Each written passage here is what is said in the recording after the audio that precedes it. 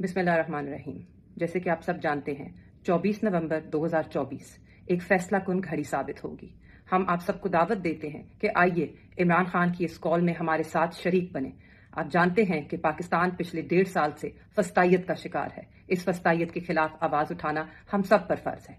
8 फरवरी 2024 को जिस तरह पाकिस्तान की आवाम का मैंडेट चोरी किया गया, उसके लिए अगर हमने आज आवाज ना उठाई तो हमारा वोट बेमायने हो जाएगा, वो अपनी बुक्कत खो बैठेगा। उसके लिए अपने हक के लिए आप सबको निकलना होगा। ये मेरी इल्तजा सिर्फ पाकिस्तान तहरीक इंसाफ के वर्कर्स से नहीं, ये मेरी इल्तजा मेरे हलके की आवाम से सिर्फ नहीं, ये 151 के लोगों से सिर्फ इल्तजा नहीं है, ये इल्तजा पाकिस्तान के हर शहरी से है जो कि आइन में और कानून में यकीन रखता है, जो अपने बच्चों के लिए एक रोशन मुस्तकबिल चाहता है, जो अपने बच्चों के लिए एक ऐसा माहौल चाहता है कि जिसमें वो आवाज उठा सके, कि जिसमें वो सांस ले सके। इस सब के लिए आपको निकलना होगा और अपनी आवाज बुलंद करनी होगी। अपने मैंडेट की बहाली के लिए, उस आइन पे जो लगी जर्ब है उसको मिटाने के लिए, जो 26वीं आईनी तरमीम के जरिए जिस तरह अदलिया को महकूम किया गया, उसके खिलाफ आवाज उठानी होगी।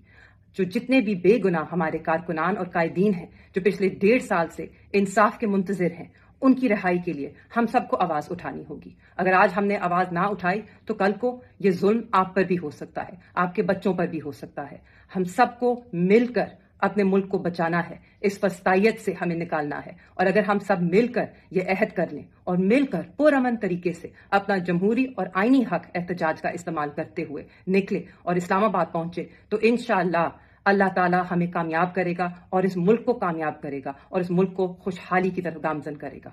तो इसलिए हमारी इल्तजा है, हमारा साथ दीजिए। ये कॉल सिर्फ तहरीक इंसाफ के लिए नहीं, ये पाकिस्तान के हर शहरी के लिए एक इल्तजा है। आए, निकलें, अपने मुल्क को संवारें, अपने लिए, अपने बच्चों के लिए और उस आदमी के लिए जो आज भी पाबंदे सलासिल है, कैद तन्हाई में है, जुल्म बर्दाश्त कर रहा है, मगर आपके हकूक के लिए खड़ा है। आइए निकलिए, इमरान खान के लिए, पाकिस्तान के लिए और अपने लिए। शुक्रिया।